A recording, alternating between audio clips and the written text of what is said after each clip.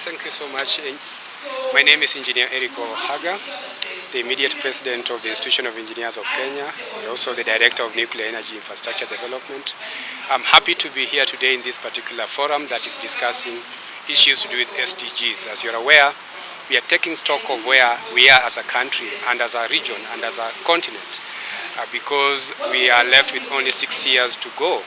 And we have the 17 SDGs that each country is supposed to be making progress on. There are a number of issues that Kenya has made progress on, but there are a number of other SDGs that we still have a lot of efforts to make. I believe that this future belongs to the young people. For us to be able to accelerate the development of these SDGs, then the role of these young people is critical. And therefore, the involvement of the young people, even in this particular forum, would give us a status to see how best can we then move with them, even as we move towards 2030, which is just 6 years shy from its achievement. Human resource is very critical, and the human resource that we are talking about is projected in the next 10 to 15 years. And when you talk about that, then we are talking about the young people. And therefore, their inclusion in this particular agenda is critical as we evaluate the progress that has been made by our country, Kenya. So which particular areas are you planning to involve the young people in? Yeah, I think there are various other areas, and as I said, in the energy sector, which is going to drive the 3 pillars of our economic development. And that is a way that we can be able to involve our young people in the renewable energy, as we talk about the solar development space, the wind development space.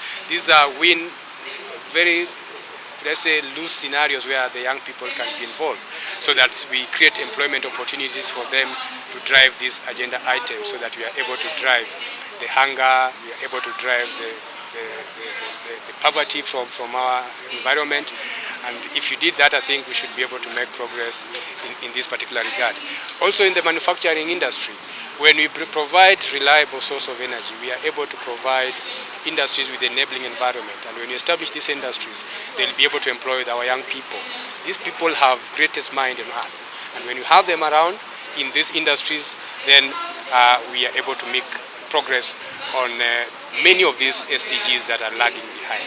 So I believe that if we can make progress in the manufacturing industry, in the innovation industry, in the use of digital economy, then as a country we should be able to accelerate some of these SDGs in the next 5 to 6 years. So have you designed particular projects for them to participate in?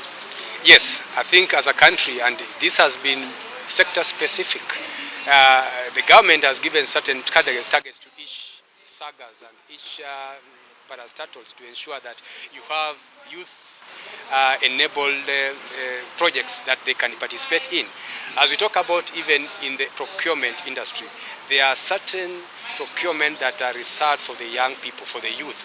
And when you do that, you are ensuring that you are ensuring that the young people participate in these activities, and then we make sure that we achieve these sustainable development goals. Maybe a youth among you who can talk. You want to say something?